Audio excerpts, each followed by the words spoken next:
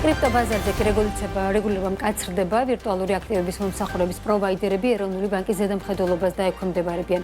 კანონით, რომელიც ძალაში 9 დეკემბერს შევიდა, SEBS ვასპების საქმიანობის უფრო ყოვლისმომცველი რეგულირება შეეძლება. ახალი კანონით ეროვნული ბანკი უფლებამოსილი იქნება ზედამხედველობის ფარგლებში მოითხოვოს და მიიღოს ნებისმიერი ინფორმაცია კრიპტოვალუტის მომსახურების მიმწოდებელი ბიზნესისგან ადგილზე ან დისტანციურად და ადგინოს მათთვის საზედამხედველო წესები და მოთხოვნები, მათ შორის მინიმალური საზედამხედველო კაპიტალის ოდენობა და მისი გაანგარიშება და ადგინოს კაპიტალის აქტივების რისკების მართვის სტანდარტები, ასევე განსაზღვროს რისკების ჩარჩო, შემოიღოს სხვადასხვა დამატებითი მოთხოვნები. ასევე ეროვნულ ბანკს ენიჭება უფლებამოსილება მათთვის დაადგინოს მომხმარებლის უფლებებთან დაცვისთან დაკავშირებული წესებიც.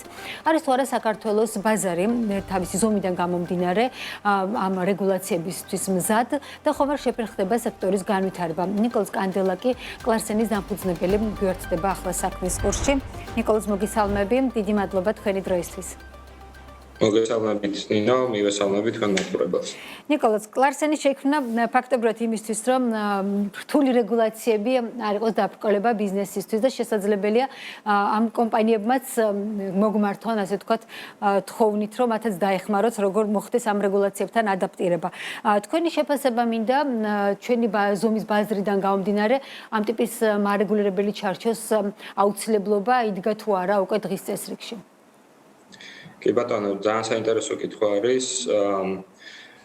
ნამდვილად იდგა მაგის საჭიროება, ერთ-ერთი მთავარი მიზეზი, რატომაც გახდა ჩარჩოს გაფართოების საჭიროება, არის რომ ახალი ინოვაციური პროდუქტების წახალისება განხორციელდეს ეროვნული ბანკის მიერ, მაგალითად Sandbox-ში გაიტესტოს გარკვეული ინოვაციური პროდუქტები, რომელიც კრიპტო ოპერაციებთან არის დაკავშირებული და ამასთანავე დაუწესდეს რაღაც გარკვეული მოთხოვნები, რომელიც დააბალანსებს რისკებისა და ბაზარზე ინოვაციური პროდუქტების გამოჩენას. რა თქმა უნდა, როდესაც პრუდენციულ მანდატს აფართოვებს ეროვნული ბანკი, აქ ძალიან მნიშვნელოვანია ერთი ფაქტორი, რომ მხოლოდ ერთი მიმართულებით ვერ მოხდებოდა პრუდენციული მანდატის გაფართოვება და მან სხვა რისკების დაზღვევის შესაძლებლობაც უნდა გაჩენილიყო, რომელიც დაკავშირებული არის მაგალითად ისეთივე რისკებით ხასიათდება კრიპტო სამყარო, როგორც საფინანსო სექტორს ახასიათებს. შესაბამისად, მანდაც არის საჭიროება, რომ უკვე მაგალითად მომხმარებლების უფლებების დაცვა, კაპიტალის მოთხოვნები, რომელიც დაკავშირებული არის სტაბილურობასთან უშუალოდ ამ კრიპტო პროვაიდერების და შესაბამისად სხვა მოთხოვნებიც, მაგალითად სარეზერვო მოთხოვნების stablecoin-ების მიმართულებით არის ძალიან მნიშვნელოვანი, რომ პრუდენციულად, ასე ვთქვათ, წინდახედულად მოხდეს ამ რისკების შემცირება. ნიკოლოზ, საინტერესო არის 31 კომპანია არის დღეს ეს ვასპები, რომლებსაც აქვთ გავლილი რეგისტრაცია ეროვნულ ბანკში. ამ კომპანიებიდან თქვენი შეფასებით, რა ნაწილი შეძლებს რომ დააკმაყოფილოს ის მოთხოვნები, რომელსაც ეროვნული ბანკი დაუწესებს. იგივე კაპიტალის მოთხოვნები, სარეზერვო მოთხოვნები. რამდენად აქვს ამ კომპანიებს შესაძლებლობა, რომ ეს მოთხოვნები დააკმაყოფილოს და ბაზარზე ხომ არ ვიხილავთ, ასე ვთქვათ, გარკვეულ გასვლას მოთამაშეებისას. შესაძლებელია გარკვეული მოთამაშეების გასვლაც მოხდეს, თუმცა ეგ არის უკვე დამოკიდებული ეროვნული ბანკის მარეგულირებელ აქტებზე, რომელიც უფლებამოსილებაც მიენიჭა ეროვნულ ბანკს და როგორ პოლიტიკას აირჩევს. არსებობს სხვადასხვა ტიპის პრაქტიკა, რომ მაგალითად პატარა ზომის კომპანიებს კაპიტალის მოთხოვნები არ უწესდებათ და როდესაც რაღაც გარკვეულ ბრუნვაზე ადის მათი აქტივობა, მაგ შემთხვევაში გარკვეული მოთხოვნები შემოდის, კაპიტალის მოთხოვნა, სარეზერვო მოთხოვნა და ასე შემდეგ რა. ასე ვთქვათ, გამკაცრება ხდება დიდი კომპანიებისთვის და სტარტაპების შეფერხება არ ხდება მძიმე რეგულაციური ტვირთების. თუ მსგავს პოლიტიკას აირჩევს ეროვნული ბანკი, მაგ შემთხვევაში პატარა კომპანიებს მიეცემათ იმის საშუალება, რომ ნელ-ნელა განვითარდეს და როდესაც გაიზრდებიან, უკვე მაგ დროს მოხდეს მოთხოვნების დაკმაყოფილება. ეგ არის დამოკიდებული ეროვნული ბანკის მიდგომებზე და იმ რეგულაციებზე, რომელიც 2026 წლის 1 სექტემბრამდე უნდა გამოსცეს ეროვნულმა ბანკმა. დიახ. აი ამ ჩამონაცვალიდან, რომელიც თქვათ, რასაც მოიაზრებს ეს საკანონმდებლო ჩარჩო, რაშიც უნდა გამოსცეს, ასე ვთქვათ, ეროვნულმა ბანკმა მარეგულირებელი ნორმები. ყველაზე რთულად და საკმაყოფილებელად რა მიგაჩნიათ? აი როგორც თქვი, ყველაზე მნიშვნელოვანი არის ვის დაუდგინდება მაგალითად კაპიტალის მოთხოვნები. თუ ეს იქნება პატარა კომპანია, რომელსაც მას არ აქვს შესაძლებლობა რომ პირობითად ვთქვათ რაღაც 200,000, 300,000 ლარის კაპიტალის მოთხოვნა დააკმაყოფილოს ინვესტირება განახორციელოს დამატებით და შესაბამისობაში მოვიდეს, რა თქმა უნდა, მსგავსი ტიპის კომპანიებს გაუჭირდება კაპიტალის მოთხოვნების დაკმაყოფილება და მათ მოუწევთ, რომ ან გაერთიანდნენ, შეირწყან, ან დატოვონ ბაზარი გაზრდილი მოთხოვნების გამო.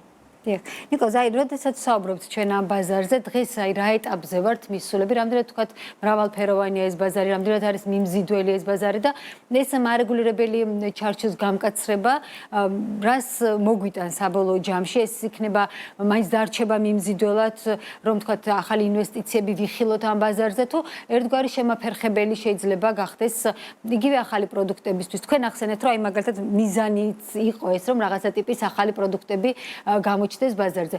რამდენად ხელშემწყობი შეიძლება იყოს რეგულირებული გარემო ზოგადად ამ ტიპის აქტივობებისთვის? რა თქმა უნდა, მან შესაძლებელია ორმაგი ეფექტი მივიღოთ, ერთის მხრივ რაღაც გარკვეული შეზღუდვები დაუწესდეს არსებულ პროდუქტებს, თუმცა ახალ პროდუქტებს მიეცეს შესაძლებლობა, რომ განვითარდეს. ისევ და ისევ ეროვნული ბანკის გადაწყვეტილებაზე მათ რეგულაციებზე იქნება დამოკიდებული ეს და ასევე იმ გასატესტი პროდუქტების რისკიანობაზე, რომელიც მაგალითად უნდა გაიტესტოს სენდბოქსში.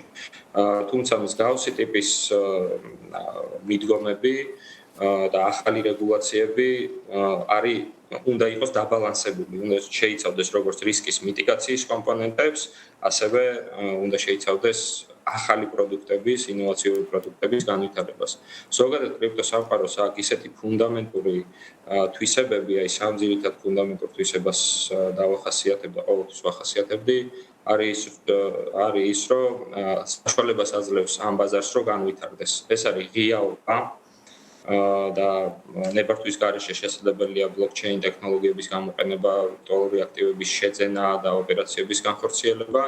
ეს არის სისწრაფე, გადარიცხვის სისწრაფე და მისი საერთაშორისო ბუნება, ანუ cross-border ბუნება. შესაბამისად ეს ბაზარი ბოლო პერიოდში განსაკუთრებით ვითარდება ფუნდამენტური თვისებებიდან გამომდინარე და რა თქმა უნდა, მან უკვე ახალი პროდუქტების შემოღება, ახალი თვისებების და ახალი პროდუქტების დანერგვა კიდევ უფრო განავითარებს ამ ბაზარს და რა თქმა უნდა, რეგულაციური ჩარჩო მნიშვნელოვანი იქნება, რომ ზედმეტად არ შეიზღუდოს ინოვაციური პროდუქტები და დაბალანსდეს რისკისა და პროდუქტის განვითარების საკითხი.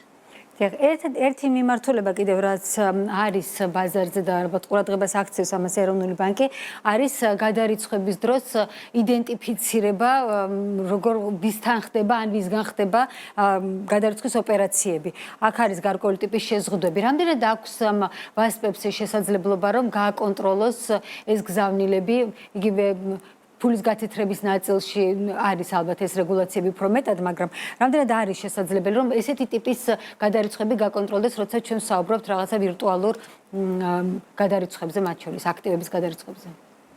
კი ბატონო, ძალიან საინტერესო კითხვაა და ერთ-ერთი რისკ ფაქტორს წარმოადგენს ბლოკჩეინ ტექნოლოგიების და ზოგადად კრიპტოაქტივების გადარიცხვები. მიმდინარე ეტაპზე ისევ რთულად არის დარეგულირებული და აღსრულებადი ეგ საკითხი, რომ როდესაც ბლოკჩეინ ტექნოლოგიით ახორციელებ გადარიცხვას, მაგალითად მიმღების მხარეს ინფორმაცია არ ჩანს, ან როდესაც კრიპტო გადარიცხვა მოდის ვირტუალური აქტივის მომსახურების პროვაიდერთან, გამომგზავნი შეიძლება არ ჩანდეს. ამას ეწოდება ეგრეთ წოდებული travel rules, ანუ კრიპტოს გადარიცხვისას აუცილებელი ინფორმაციის გაყოლების საკითხი, travel rules გამოწვევა, რომელიც მიმდინარე ეტაპზე გამოწვევად რჩება როგორც ევროპაში, ასევე მთელ მსოფლიოში და რა თქმა უნდა საქართველოშიც. ამისთვის რაღაც ერთიანი სისტემა არ არსებობს, მაგალითად SWIFT-ის მსგავსი, რომელიც საფინანსო სექტორში არის გავრცელებული და ქვეყნები დღესდღეობით ცდილობენ, რომ ეგ საკითხი და ეგ რისკი დაარეგულირონ, მაგ რისკის მიტიგაცია განახორციელონ სხვადასხვა ტექნოლოგიური საშუალებებით. დიახ, როდესაც არის მოთხოვნა, რომ ასეთი ტიპის ინფორმაცია იყოს გაჟღერებული ან მიწოდებული ეროვნული ბანკისთვის, ეს ხომ არ ქმნის ამ ვასპებისთვის დამატებით წნეხს. თუ მათ არ აქვთ ეს შესაძლებლობა, რომ ინფორმაცია გადაამოწმონ.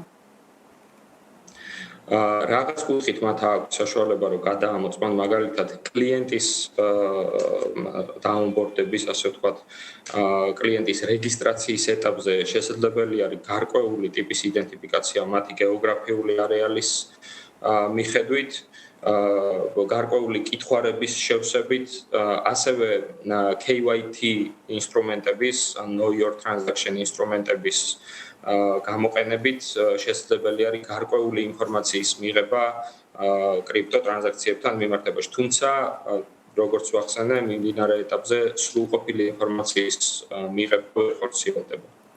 და ბოლოს, აი როგორ ფიქრობთ, თქვენი პროგნოზები რა არის ამ ბაზართან დაკავშირებით, რა ტიპის განვითარება შეიძლება ვიხილოთ საქართველოში ამ ძალიან მზარდ ბაზრის პირობებში, რაც მსოფლიოში არის, ტენდენციებს რამდენად შეიძლება ავუწყოთ ფეხი? რა თქმა უნდა, რეგიონში საქართველოს ერთ-ერთი პირველი იყო, ვინც რეგულაციები მიიღო, პირველადი ჩარჩო შექმნა კრიპტორეგულაციების, რამაც გამოიწვია თუნდაც აი 31 ვირტუალური აქტივის პროვაიდერის ბაზარზე შემოსვლა, აქედან რამდენიმე საერთაშორისო მოთამაშე არის, რომელიც საკმაოდ მაღალი რეიტინგით გამოირჩევა, დიდი ბრუნვებით და დაინტერესდა საქართველოს როგორც გეოგრაფიული არეალით, ასევე ამ რეგიონით, რამაც პირველი ბიძგი მიცა ამ სექტორის ჩამოყალიბების. რა შეეხება განვითარებას, ჩემი აზრით, უკვე საფინანსო სექტორის სხვა წარმომადგენლებიც უფრო აქტიურად ჩაერთვებიან ამ ბიზნესში, ზუსტად იმ დადებითი თვისებებიდან გამომდინარე, რომელიც ამ ტექნოლოგიებს ახასიათებს და რა თქმა უნდა, ვიხილავთ უკვე ტრადიციული ფინანსური ინსტიტუტების მიერ აღნიშნული მომსახურების განხორციელებას. იქიდან გამომდინარე, რომ მათ აქვთ ამის უფლება მინიჭებული სრული მომსახურების ჩამონათვალის არა, თუმცა გარკვეული ტიპის მომსახურების, ვირტუალური აქტივის მომსახურების განხორციელების უფლება მათ გააჩნიათ და ეს კიდევ უფრო გაზრდის ამ სექტორის როგორც ზომას, ასევე მიმზიდველობას სხვადასხვა გარე ინვესტორების მხრიდანაც. უნდა ესე იგი უნდა ველოდოთ ამ ბაზარზე კონკურენციის გააქტიურებასაც. ძალიან დიდი მადლობა. ნიკოლას კანდელაკი, კლარსენის დამფუძნებელი იყო ჩვენი სტუმარი და კრიპტო ბაზარზე რეგულაციების გამკაცრებაზე ვსაუბრობთ.